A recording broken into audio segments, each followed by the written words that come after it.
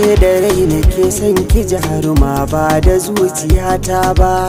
Komai ruwa da iska akan ki ba za na daina kewa ba. Idan na samu zarar samin ki ba za na tanka kowa ba. Ni ban ga mai harara ba bare na waiwaya.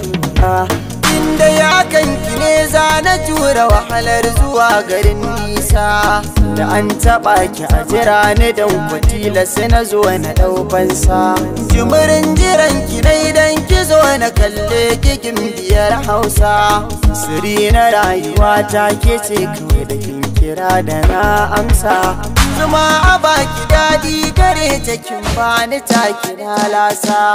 Inda ya kanki ne na yi nisa ba kiran da zan amsa. Tilasi ganin mu tilasi barin mu kauna rikicin da na yi nisa. San babatin na fasa ko za a ce min ba da raifansa.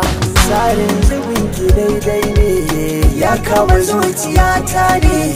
Na jin kamar mafarki ne na san ki so mataki ne.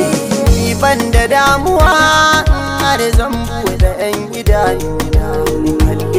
Ga ki da badali to me za ya damu kalbina.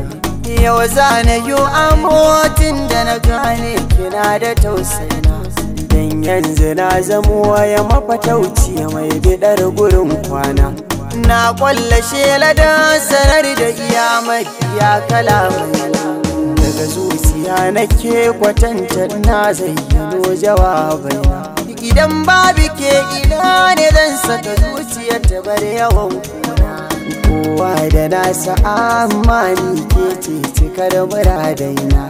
Yau gane an ruwa kusa da kada zo ki ce cikar kuna. Komai da mafita kar da ki saba da furta ban kwana. Na ji na gani yadda nake son ki yafi ƙarfi. Na san a duniya da wanda yake jin duka tunanina. Soyayya rayuwa wani sa'in sai ta zama wutar gona. Duk wanda ke cikin ta shine jurau amma fa a gurina. So na faranta rai da ruhi ya sa ka zama kamar sarki.